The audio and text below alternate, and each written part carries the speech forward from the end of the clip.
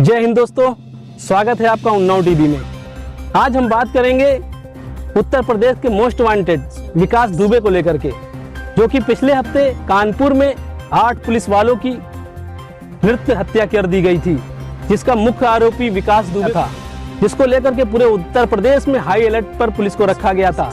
चारों तरफ छानबीन चल रही थी, पुलिस ढूंढ रही थी विकास दुबे को लेकर के, मगर कहीं पर उत्तर प्रदेश के अंदर विकास दुबे का कोई सुराग नहीं लगा। इसी को लेकर मध्य प्रदेश के उज्जैन के बाहर मध्य प्रदेश पुलिस ने विकास दुबे को किया गिरफ्तार। विकास दुबे को पूछताछ के लिए और अदालत में हाजिर करने के लिए पुलिस लेकर के आ रही थी कानपुर। रास्ते में आखिर ऐसी क्या घटना घटी जो पुलिस को विकास दुबे का करना पड़ा इनकाउंटर। इसी को लेकर के विपक्ष की सारी पार्टियां सरकार पर बड़े आरोप लगा रही हैं। विपक्ष के नेता और उत्तर प्रदेश के पूर्व मुख्यमंत्री श्री अखिलेश यादव का कहना है कि श्री योगी आदित्यनाथ सरकार अपनी बचाने के लिए विकास दुबे का कृत तरीके से जो इनकाउंटर कराया गया है।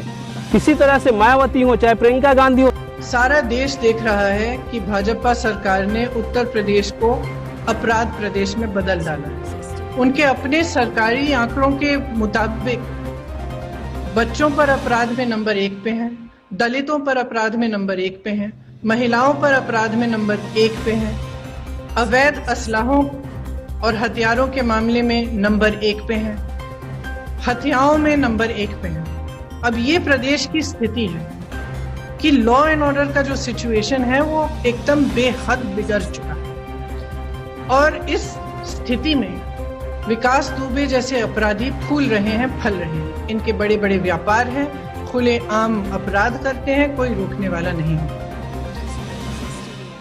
पूरा प्रदेश इस बात को जानता है कि इनका संरक्षण राजनीतिक सोर्सेज से होता है, इनका संरक्षण जो सत्ता में है। देखिए, आज सरकार समाजवादी पार्टी की नहीं है।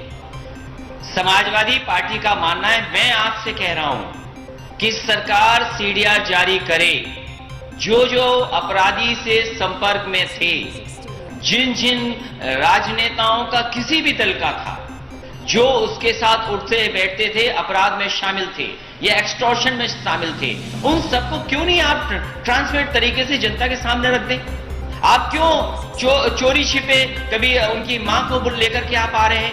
मां से विकास दुबे के इनकाउंटर को लेकर के हमारे साथ जुड़ रहे हैं उन्नाव के इंडियन यूनियन मुस्लिम लीग के जिला अध्यक्ष जनाब मोहम्मद अहमद साहब। मोहम्मद अहमद साहब, ये बताएं, आज मध्य प्रदेश से विकास दुबे को लेकर के पुलिस उत्तर प्रदेश के कानपुर आ रही थी, जहां पर विकास दुबे को अदालत में पेश करना था। आखिर रास्ते में ऐसी क्या घटना घटी कि पुलिस को विकास दुबे का इनकाउंटर करना पड़ा? देखिए, पहली चीज़ तो ये है, जो हमारे 8 सिपाही शहीद हुए हैं, ये बड़ी दुखद घटना है। आपने देखा होगा हमारे सीओ साहब और हमारे तो थाना अध्यक्ष, 4 आपके दरोगा, 2 आपके सिपाही। उत्तर प्रदेश में पहली ऐसी घटना है जो उत्तर प्रदेश आदित्यनाथ योगी जी जो हमारे मुख्यमंत्री हैं, उनके कार्यकाल में हुई। अभी हमारे समझ से आज़ादी तब तक ऐसी घटना नहीं हुई। ये बड़ी शर्मनाक घटना है, और ये एक अजीब हालात पर है।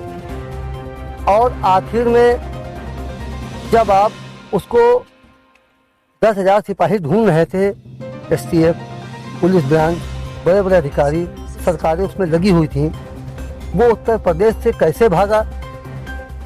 राजस्थान होते हुए मध्य प्रदेश गया, यहाँ से दिल्ली गया, हरियाणा गया, हरियाणा के बाद तो राजस्थान गया, राजस्थान के बाद MP गया। 4 राज्यों को उसने चेंज किया। ये कैसे पहुँचा, ये एक सवाल है, इस पे जांच होनी चाहिए। उसके बाद महाकाल मंदिर में उसने अपना बाकायदा टिकट भी लिया, जो फीस थी वहाँ की 250 रुपये, जो भी फीस थी। उसके बाद उसने पूजा भी की। उसने वहाँ पर अपने आप को, मतलब उसने जो है अपने आप को पकड़वाया। उसने खुल के कहा, मैं विकास दुबे कानपुर वाला हूँ। ये आपने देखा हो, विकास दुबे कानपुर वाला मैं हूँ।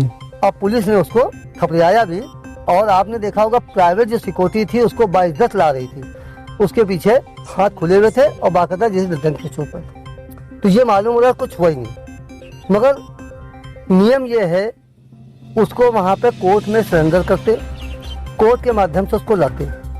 उत्तर प्रदेश सरकार और MP आपके जो मतलब गवर्नमेंट है, दोनों जो है आपकी गवर्नमेंट भाजपा की है, दोनों में क्या तालमेल होता है, समय शिवराज सिंह चौहान से और आदित्यनाथ से, उनका मुझे ये हवाले कर दो।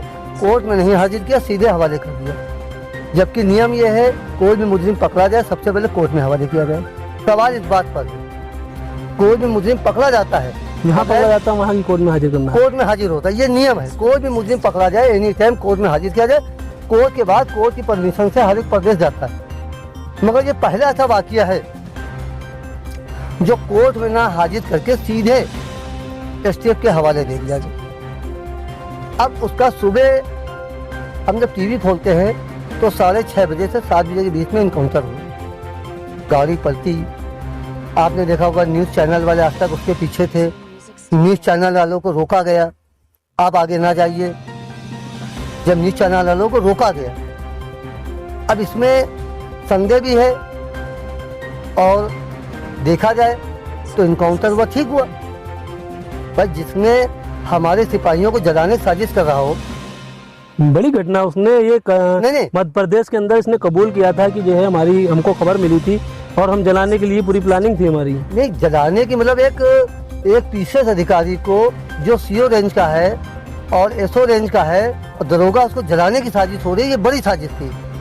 उसके हिसाब से ठीक हुआ, मगर कानून के हिसाब से ये क्या गवर्नमेंट की क्या तालमेल है, इनकाउंटर फर्जी असली है। अब इसमें आप देखिए प्रियंका गांधी भी आवाज़ उठा रही हैं, गन के चोट पे बोल रही हैं, समझे, आपके अखिलेश भी बोल रहे हैं, आपके तमाम नेता, सारा विपक्ष जो है सारा सवाल खड़ा कर रहा है इनकाउंटर पे। हमें सवाल खड़ा कर रहा है। नियम ये है आप कोर्ट के हवाले करते, उसके बाद आप करते, आपने इनकाउंटर किया।